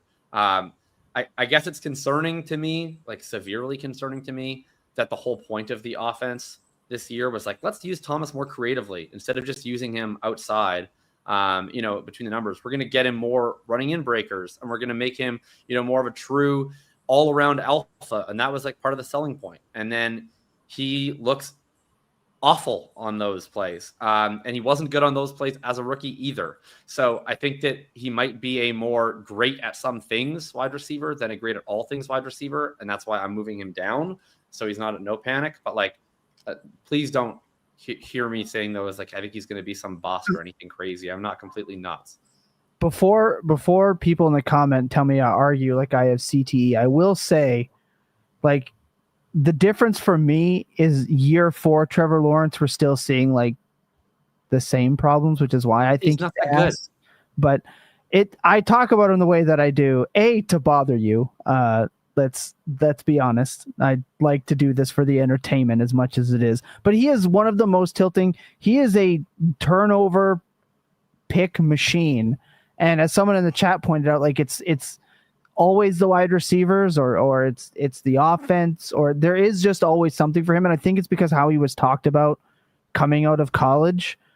And I called him a one-read Charlie out of college, at Clemson. And it was a big deal. And get off the internet, bro type stuff. And who knows if that's maybe part of the problem, but it is early. Like, it is a new offense. It's a complex offense. I'm just not as worried because I think Brian Thomas Jr. is more the total package at wide receiver than I think someone like Travis Hunter is. And like you said, somebody gets dinged up at corner and all of a sudden our routes and our targets are down. That's enough for me to go, okay, maybe we should have been more worried about this than normal. Well, I'll say for both of them, and it's similar to what Ryan said, like the fact that this offense has worked pretty well, despite all the issues that people have about Trevor Lawrence, fair, especially in week 1. I thought he played awful. And they had like 5 illegal shift penalties in the first half in week 2. So even all of the Liam Cohen stuff that is like generally good is obviously still taking a while to get installed, which makes sense. Complicated offense. Like, despite all of that bullshit, the fact that they're still able to generate points, at some point in time, those points will go towards their most talented players. And that's, Thomas and it's Hunter. And it's not all going to go to Parker Washington and De'Ami Brown every single week. So I think that like you have to, taking a long view from that perspective, it's going to be something that works out. I'll ask you one that I'm struggling with. Well, I'm not struggling with. I know what I'm going to do. I just know it won't be popular. My next Dynasty Rankings update. Would you rather have Brian Thomas Jr. or Tetairoa McMillan? I'm still at Brian Thomas Jr., but I know what you're going to do, and I don't like entirely fault you for it. I think someone in the chat was also asking like Tet or Ladd, and I think that's also like pretty interesting. Yeah. That one I clearly take Tet. I think I'm still on Brian Thomas Jr. Like it was not long ago that we were like one of the best rookie seasons we've ever seen type stuff with Brian Thomas Jr. And again, 2 weeks in a new offense with just outstanding targets. And I got to tell you, I'm not, I am more, I'm going to say this into a microphone. I'm more confident in Bryce Young and his ability to like prop up someone like Tet that I am Trevor Lawrence. That's what I'm talking about. Trevor Lawrence derangement syndrome. Like if you want, like, is he the chosen one? No, they just played on the same field, and Trevor Lawrence played like shit, and they still beat the fucking Bryce Young Panthers easily. Bryce sucks. What did I just say though? Not that Bryce Young is like better, right? I'm not saying that, but to prop up his fantasy wide receivers consistently. I mean, this is somebody that propped up Thielen. This is somebody that now was supposed to prop up Coker in that role. Now we've got Tet absolutely lighting it up in 2 games. I don't like Bryce. Everyone knows that I don't like Bryce Young, but I'm more confident that Bryce Young will prop up Tet McMillan than I am Trevor Lawrence is going to prop up 2 fantasy wide receivers on a weekly basis. That's the point I'm making. And see, again, it tilts you. So again, are you guys seeing the chat? No, I'm not tilted by you right now. I'm tilted by the chat because I came in here wanting to be the anti-Brian Thomas voice. And now we have Brian Thomas is Elijah Moore. Brian Thomas is Gabe Davis. That's insane. Brian Thomas is a fraud. That's insane. Let's resume our grasp on reality. So bring it back. There was also a chat that was saying they wanted to trade Omarion Hampton for like Bashal Tutin and a wide receiver that I forget. That was nothing. So this is why in my column, despite like I mean, most of why I was beating up on Thomas in the column yesterday was not even as much about Thomas. It was about just I'm the like hospital doll discourse is like driving me within about an inch of my life. Like apparently wide receivers just don't have to run in breakers anymore. If you think you're going to get hit, you just opt out of the play. You just call it. It's fine. Like I don't know what world we're living in, but outside of that, I also said like I would want to be in contact with the Brian Thomas manager in every dynasty league that I'm in and feel them out, and if they're saying like absolutely no chance in hell, that's fine. I'm not going to try and barge their door down, but like. What if you could get Brian Thomas for Rome Odunze in a second? I would like to send that offer and see what happens. So. See, maybe I'm buying the Rome stuff too much. That one would make me think at this point if we're going off this 2 weeks.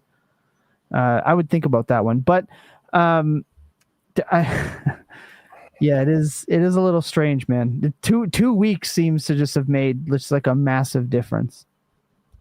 It's crazy to me. Oh, this is an interesting one. We talked about both these guys. They're both right next to each other. BTJ or Ladd? See, I think I still want Brian Thomas Jr. there. Yeah, I'm still on BTJ here.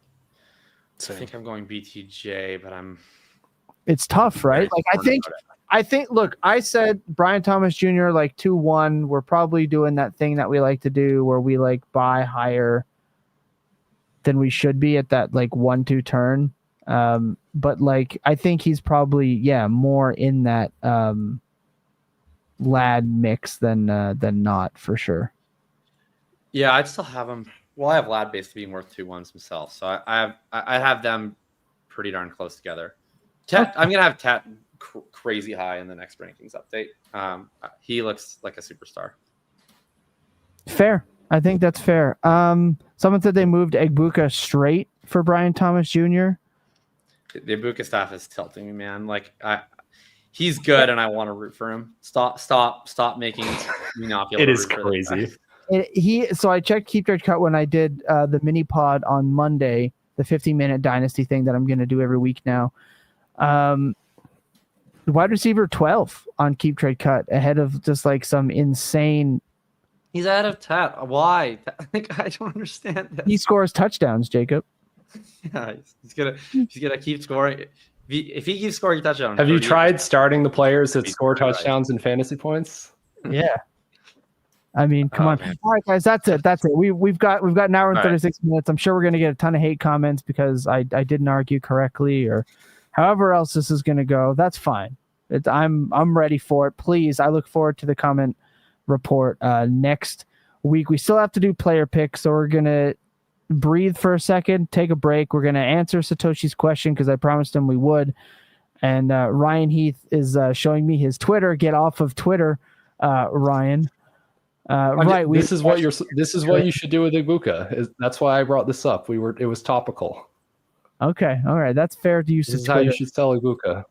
2 seconds, Torrey Horton and Ibuka for Jeanty, which I think is pretty sweet. We're going to take a quick breather. When we come back, we're going to get locked into our player picks and get out of here. 45 seconds? Nah, f*** that. This ad is over after I say fantasypoints.com. Okay. Oh, I'm really zoomed in now. Let's do our player picks. Ryan, you kicked our butts last week. You can go first. Damn, I go first every time, whether I finish last or first. Damn. But yeah, fortune favored the Brave last week because I just took all the DGAF picks. I took Ken Walker. I took Harold Fannin when Jacob refused to after giving us a nice 10-minute soliloquy. It worked out swimmingly for me. This week, going with Michael Penix against the Panthers. Pray to God that the Falcons don't just run the ball 30 times again and they actually have to throw. But if they do, he'll score fantasy points. DeAndre Swift against the Cowboys. Bears are favored, which I think is funny. Cowboys defense sucks. Keenan Allen against the Broncos. I don't know. Wait, he'll avoid the Bears Surtain. are favored against the Cowboys? I believe so, yeah, unless I looked at that wrong when I did these picks, which would be embarrassing. But I'm not saying it because I think you're wrong. Yeah. I haven't checked the line. Yeah, that's -1. Yep. It's very normal stuff going on in Dallas that we unfortunately didn't talk about on the show. Why not? Yeah. So yeah, Keenan Allen, whatever, he'll avoid Surtain like half the time in the slot. Should be good. And going back to the well with Hunter Henry at tight end. Surtain sucks, by the way. Tyler Warren brutalized his ass. Oh my God. All right. Wow. Lucas. He's not wrong. Like that did happen. Yeah. Oh my gosh. Pat Surtain exposed as a fraud this week by Daniel Jones. Oh my goodness. I believe in us. We can get through this. I've lost all belief. After the 2 games that I had this weekend, I'm partially dead inside. So I'm okay. That's every Sunday for a Ravens fan. Just buck up, shut up, and get back in the game the next weekend. Get over Oh, it. yeah. Oh, my God. gosh. Woe is me. I'm a Ravens fan. My team rules, and my quarterback's the most entertaining athlete in human history. I have a part of one of the most successful franchises in NFL history. I hate being a 10-point favorite every week and then complaining when the team drops one of those occasionally, like every team does. How about being a fan of the team that has the most catastrophic losses from their head coach in That means NFL? you're often in the lead. It means you're often in the lead. You wanna be in the lead? And I don't want to see a 10-point lead. That's how battered and bruised I am at this point. Can't help. You have Ravens derangement syndrome. Get buck up, get back on it, and get ready to lock in next weekend. And geez, quit crying about it. God. Oh, next time that Thomas is on here crying about the Blue Jays or the Ravens. Oh, I'll be expecting it already. You guys are the ones that say like I'm dramatic when I'm the one calling it to happen. You try to like live in a depression world of your own making. Believe in something. I just ordered a shirt on T Public today of Daniel Jones with a whip and a cowboy hat. I will say, like, I'm glad I spent $41 real dollars on that, and I can't wait to wear it. I am glad at least I don't live in a world where I have delusions of Daniel Jones being a savior of anything. So I'll concede to that. But Lucas, your picks. all right. Coming off a week in which I did okay. I almost did 2 repeats in my lineup, but first pick going with Aaron Rodgers at New England. I think that's a defense that you can score on. And Yes, it is. sorry, Ryan. But I almost went with CJ Stroud there. I really thought about it and decided to go with Aaron Rodgers because I didn't want to be too boring. Because my next pick's very boring. Ja'Cory Krosky Merritt, 2 weeks in a row, hoping for better than 1.7 points against a not great Vegas defense. So happy thoughts. Wan'Dale Robinson has seen a lot of targets through 2 weeks, which we love to see. And Casey has looked very beatable through the air through 2 weeks. So I'll take that. And then Jatavian Sanders, although I misspelled his last name because it's Sanders, not Sanders. So I guess somebody technically could have taken him. Had a monster week last week going up against Atlanta. So we'll see. Tight end's gross. Yeah, agreed. Someone just wanted to point out that a Patriots fan is shitting on me, by the way. Oh, no, we've had like a handful of... I did this No, I called BS on that chat message. I did this self-aware, ironic Patriots fan thing last week where I can't make fun of any other fan because I'm a Pats fan. I don't even remember what the context was. But I don't need to compete for most sad fan because my team is winning the Super Bowl this year, so I just get to be happy. I can't wait for the Eagles to push their way through the Colts in the Super Bowl to watch you have the greatest. You think that I wouldn't be happy about that? You think I wouldn't sign up for that right now? You're going to the fucking Super Bowl? If we could go to the Super Bowl and the Eagles ran only tush pushes and beat us 84-0, I would give an organ for that. And you say I'm living in a like manifested depression world. You want to watch it? That's like the ultimate. Yeah, that means we get to win. No. Think of what we get to do. We get to win 13 games. We get to win 3 playoff games. Is it and so then, no, we lost in the Super Bowl. That rocks. You're excited to hang like another second place banner up in the building, or I've watched one playoff win since like in the last decade. You're telling me I can quadruple that in 1 year? Let's go. You basically just admitted to like want to pull up in the biggest Super Bowl cuck chair that anyone could possibly pull up in. That's just like a weird. Put me in the chair. Like the year that we lost to the Saints in the Super Bowl, the 2009 Colts season where we lost the Saints in the Super Bowl. Like, did that game wound my soul because I was stuck around a bunch of French people watching their first NFL game, saying "Vive le Quebec" because they thought the Saints was Team Quebec. That sucked, and it was really upsetting. But like. Did that season give me more joy than like 98% of things in my life? Obviously, that fucking rocked. We got to watch Peyton Manning beat up on fools every single week. It was fantastic. I mean, we only won 1 Super Bowl in the Manning era, but like I dream of living back in that world every single day. And now Daniel Jones is bringing it to me. Oh my gosh. All right. Let's Yeah, Macho Man wants to know. Yeah, that was a crazy statement, Jacob. But we got Lucas's picks. I'll give mine. The defending champ can do his from the cuck chair. I'm playing Mac Jones this week. I think he'll do pretty damn well. I'm gonna roll Jordan Mason with we can pour one out for a boy Aaron Jones on IR. I'll take Jordan Mason in that offense. I'll take Juwan Jennings to pair with my Mac Jones. I'm no longer downgrading him at all. Unreal. And I'll take a stab that Dalton Kincaid scores a touchdown this week, and I can live happy with that. So that's that. Jacob, who do you got this week? Well, I guess I can't get Daniel Jones anymore. He's moving too high up the rankings. But I'll send you guys my Indiana Jones shirt. I'll wear it after we beat the Titans this week to go 3-0. I've got this week Carson Wentz. Talk about Colts quarterbacks. Carson Wentz this week I've got going against the Cincinnati Bengals. Look, what a better way to double down on my hard panic on JJ McCarthy than streaming Carson Wentz in this game. It would be just for the memes.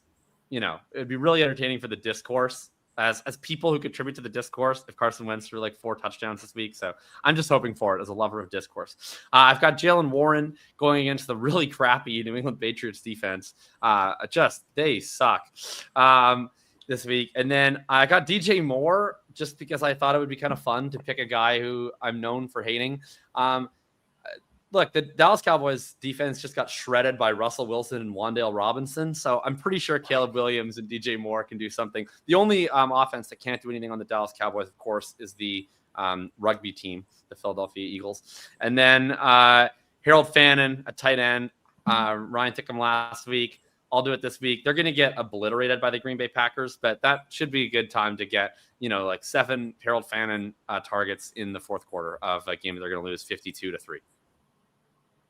Fair. I like those picks. We'll see how it goes. We didn't talk about the bonus meme of Kaleb Johnson, but I just wanted to point out he is like one late meeting away from Aaron Rodgers trying to send him to the Canadian Football League as an act of aggression against our government. Like it is woeful. Yeah, it is. It might be time to put him down. Like it's bad. The only guy I can think of like this is Sky Moore when they wouldn't let him play offense, and then he was also the worst kick returner in human history. Yeah. This is very Sky Moore. Looks really bad. I'm very sad. Like I remember it was a week 2 Sky Moore game against the Colts because we're the only team in the NFL with a winning record against Patrick Mahomes. When he like muffed like 2 punts and let Matt Ryan beat him. Yeah, it's not looking good for Caleb. So I just wanted to give him the shout out that he was due. That's going to do it for the show. Everyone watching, if you could do us the honor, hit the like button on the screen. It may seem like a very trivial thing, but you have no idea how much that actually helps us and helps this show and helps the bosses realize that, we really do contribute a lot with this program. I will say we did not answer Satoshi's question, so we'll do that right now. Oh, let's do it. What is a fair tear down from Burrow? He said Caleb plus what? Oh, I was going to say you got to just try to trade him for Daniel Jones, but you might have to add, though. Caleb plus what? You guys can answer the actual question. I'll do the Jacob special of not answering the question and instead proposing my own question, which is, I think if you have Joe Burrow, I would not trade him unless basically you're able to get like, I don't know, Justin Herbert straight up or something. Like for the most part, I don't think you're going to get that. So for the most part, I think if I had Burrow, I would rather just expend an asset on a short-term quarterback. And I promise you, I'm not even just doing a bit. Daniel Jones would be one such quarterback that would make a lot of sense. Where like, if you think about it, like the type of quarterback you'd have to trade Burrow straight up for, it's like, would you rather trade Joe Burrow straight up for CJ Stroud? Or would you rather just burn a second on Daniel Jones? Like I would way rather just burn a second on Daniel Jones. Yeah, I'm right there with you. I think that's totally fair. You don't have to get out. Again, do the cheap quarterback thing. I've been doing it for years. I have a lot of Daniel Jones because he was free. Tell you, I have a lot of Spencer Rattler that I've had to play. He's about to cost $180 million. Oh my God! Enjoy your new Giants. I will not. I'd echo everything Jacob said. I would need like way more than a first to go down from Burrow to Caleb. I don't like. Well, you take more risk I there. can't get down to Caleb. But like again, like go and get a Rattler for even cheaper, right? Like I would rather go that route than trade Burrow. I would say keep Burrow. Go get a I call them the Tommy T special type quarterbacks. Pick up Mr. Wentz on the waiver wire. Spend 75% of your fab. What was that? On Browning or just find a different way to answer. That doesn't totally answer your question, but it's probably the cop out. But it's also like almost 2 hours on a Tuesday night in September. So I dropped a $996 free agent acquisition budget bid on Carson Wentz today. It didn't feel good. That's rough. The best part part of being like the gross QB king is that I seem to always have like 4 or 5 of them at the bottom of every bench. So I did randomly have Jake Browning on a lot of benches, on more benches than I would like to admit. Yeah. If I was a worse dynasty manager, I would have so much more Jake Browning. Like I like looked through and I was like, I probably didn't cut this guy from 2 years ago. And then I was like, fuck, I cut him in more places than I thought I did. I wish he was just still sitting there. All right. Well, that's going to do it for the show. Again, if you can, please hit the like button again. It helps us out so much. I'm going to keep begging for that. We need to continue to feed our families. Jacob needs his pumpkin spice lattes. Ryan Heath needs whatever dark black hole of a coffee he brews at home. We need to be able to continue to do that. 3 Dynasty Point shows now a week, by the way, that go out on podcast form. You're going to have the mini pods that drop Monday morning. You guys really loved it. I appreciate that. So I'm going to keep doing that. Of course, this one that drops on Wednesdays, if you listen to this now or later in the week. And then, of course, the market report, which drops on Fridays. You're getting 3 Dynasty Points pods per week. You can get it on the Discord. We are constantly active in there, dropping content. I will be doing a rankings update sometime in the next week. The tier sheet will be coming back for as often as I get asked about it. It's just very hard to do that in season with how much time this takes. Some really fun stuff if you're into betting. Going down, launching tomorrow in the Fantasy Points Discord. So if you are in our betting channels, which you can get with a paid subscription and use BetSmart to get 15% off of an all-in subscription, we have a fun new way to bet using our Discord, which you will want to be in on. With that being said, that's going to do it for our program this week. I cannot wait for the comment section on this. It's going to be great. I can't wait to read it. For Ryan, for Jacob, for Lucas, I'm your host, Tommy T. We'll see you guys right back here next week for what I'm sure is going to be an absolutely insane and ridiculous week 3 show. Remember that clear eyes for hearts can never lose, and that your best days are always spent tilting. Good night, everybody. What? Why are you shaking your head? You're welcome.